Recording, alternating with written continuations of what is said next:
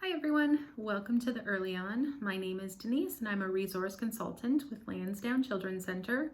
Today I'm going to share some information with you about helping kids make decisions, when to offer support and when to step back. From a toddler choosing a toy to play with to a high school senior selecting a college, children of all ages must make decisions. While some decisions might seem easy to an adult, they could require skills a child may have not yet developed. And as kids get older, the decisions become more important and more complicated. That's why it's important to help children build decision-making skills from an early age. By giving them lots of practice in a developmentally appropriate way, our experts outline how to provide proper scaffolding when they need it, and when to let them flex their decision-making muscles on their own. So we want to look at starting early because even toddlers can make decisions. Start teaching young children how to make decisions by giving them two options, both of which you are okay with them selecting, says Dr. Grace Berman, a clinical social worker at the Child Mind Institute. For example, let them decide if they want to wear their red shoes or their blue shoes, or give them two options to choose from on a restaurant menu.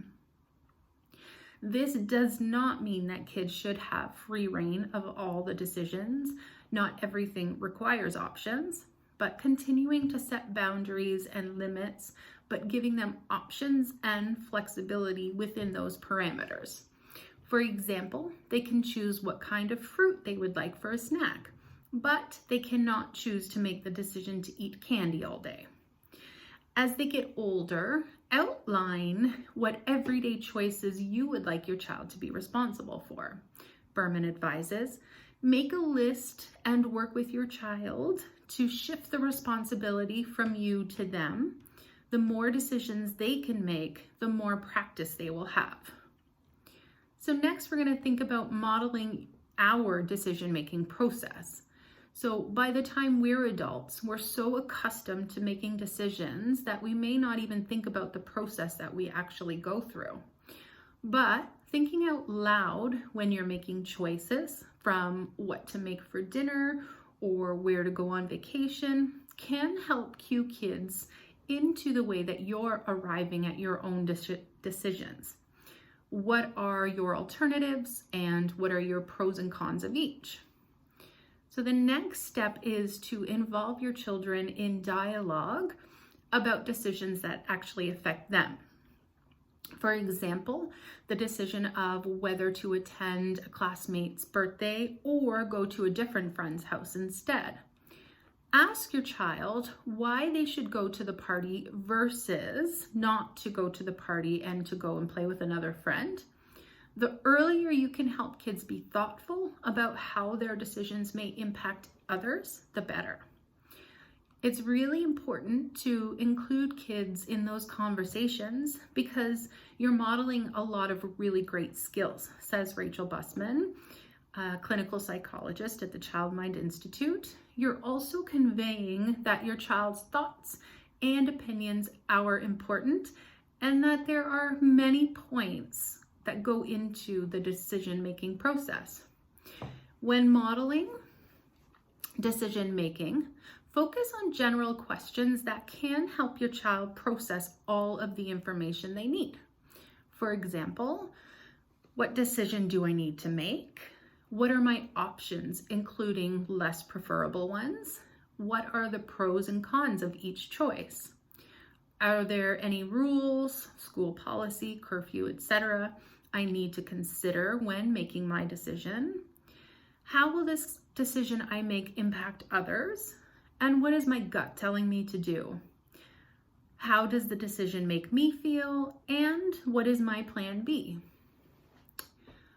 Provide scaffolding as they learn.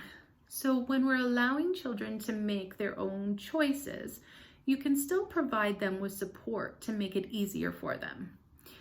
If the child is fretting about what to wear every morning, It might be anxiety-based, Berman explains. If this is the case, then it's really helpful to not make the decision for them. They need to practice building that skill. Give them 2 options and be patient so they have time to actually decide. Then praise them when they make the decision, especially if they do it quickly, so it reinforces that behavior. Also, help your child understand that some decisions are more important than others, and sometimes it's important to practice making fast decisions. For example, it doesn't matter if they choose chicken fingers or spaghetti for lunch today. It's more important that they decide quickly so that they are not late for their next activity. They like both options and they can have the other one for lunch tomorrow. So now let's look at when to step back. Once you feel confident that you can trust your child with a decision, you can step away. Small decisions such as what kind of ice cream to get or who to invite for a play date are a great way to start. But don't shy away from letting them make some slightly bigger decisions once they've proven capable of making smaller ones. For example, allow them to pick out their own clothes as long as they're weather appropriate. Let them choose what books they'd like to read. And ask them to decide how they would like to celebrate their birthday. Sometimes it can be hard to step away, but it's important to convey your confidence in their growing abilities. When you do this, not only are you helping your child practice making decisions, but you're also helping them shape their character by allowing them to develop the qualities all good decision makers share, which include trusting in themselves and their opinions, self-confidence, decisiveness, thoughtfulness, analytical thinking, and empathy. If we give them little opportunities to make their own decisions, then they'll know what to do in those bigger opportunities because they've had training, says Dr. Busman. When they come to you with a small decision, ask them if they really need your help and encourage them to make that decision on their own. Then you can chat about it later. But for bigger decisions, say, I'm so glad you came to me. This actually seems like a medium or important decision. These are the kinds of things that we should talk together about so we can work together to make this decision. Older children and bigger decisions. As tweens and teens seek independence, they also begin to face bigger decisions, which may require negotiation and compromise. Dr. Busman gives the example of a teenage girl who spent hours doing her homework and frequently fought with her mom about chores. Instead of telling her how to remedy these problems, Dr. Busman worked with her to identify why she was struggling and how to make better choices. I asked her, how is your homework situation working for you? Are you happy? Dr. Busman explains.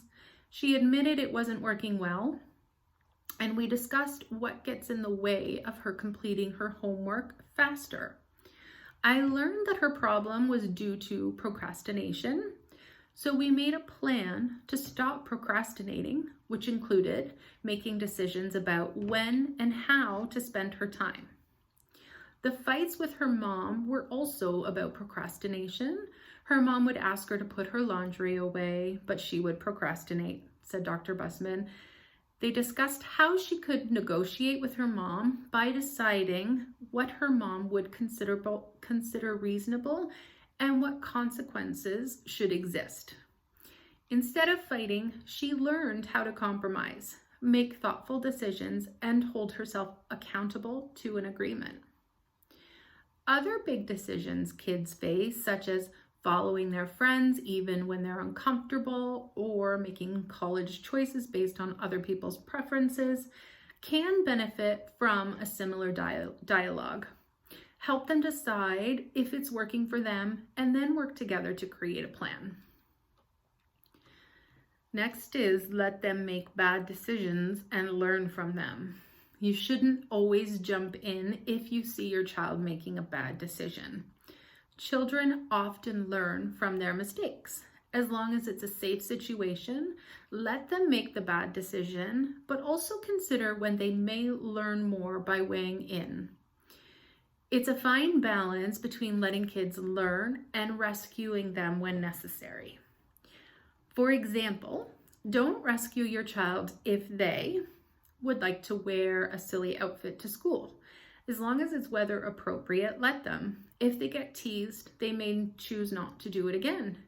Choose to play a video game before soccer practice and then they don't have enough time to get ready.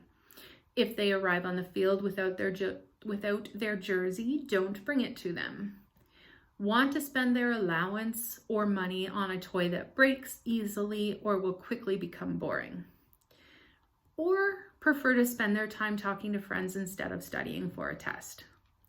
Once they've experienced the consequence, help them learn from it. Remain calm, avoid placing blame, and help them examine and learn from their mistakes. Even if they regret the choice they made, work to build their decision-making confidence. We want to think about validating their emotions and that it didn't actually work out the way they expected, Dr. Bussman advises. Parents sometimes want to shield their kids from difficult emotions, but those painful feelings give us feedback to help us make the right decision. They're not dangerous. We need to let kids experience those consequences of bad decisions and work through them. That's how we're going to help our kids become adults in the world. This information is provided by Gia Miller, related reading on childmind.org.